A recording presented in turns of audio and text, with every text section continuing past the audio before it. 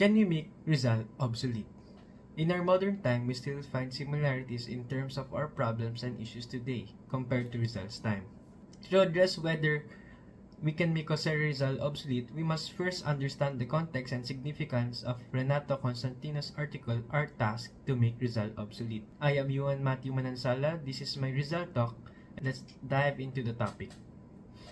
In his work, Constantino contends that Rizal, as a symbol of the Filipinos people battle for freedom and identity, should no longer be viewed as static for heroic figure by future generations.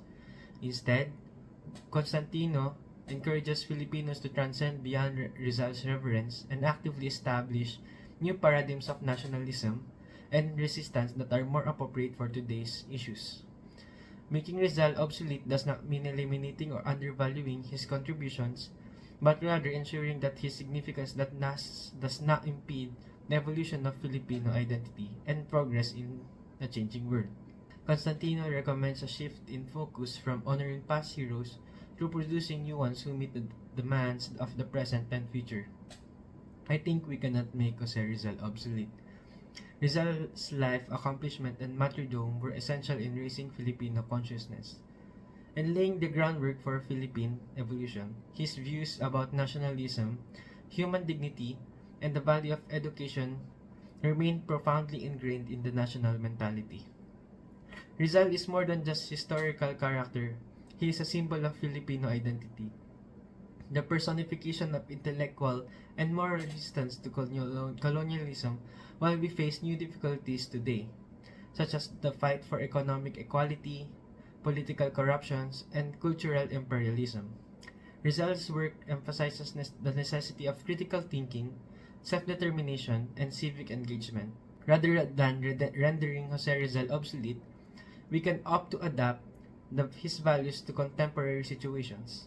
Rizal's writing impacted earlier generations in their effort for independence, and his ideals can serve as inspiration for today's concerns, whether they are related to social justice, environmental sustainability, or the defense of democratic values.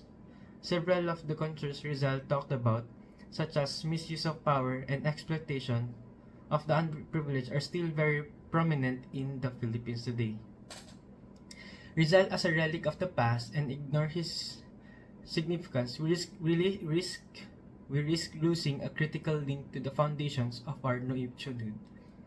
The aim is to expand on Rizal's influence to produce new forms of heroism that are relevant to today's struggles. In the 21st century, this might entail focusing on emerging leaders, activists, and intellectuals who confront today's critical concerns such as poverty, inequality, corruption, climate change, and the preservation of democracy. However, these new figures should be founded on the same principles that Rizal advocated: the pursuit of knowledge, the preservation of human dignity, and the rejection of tyranny.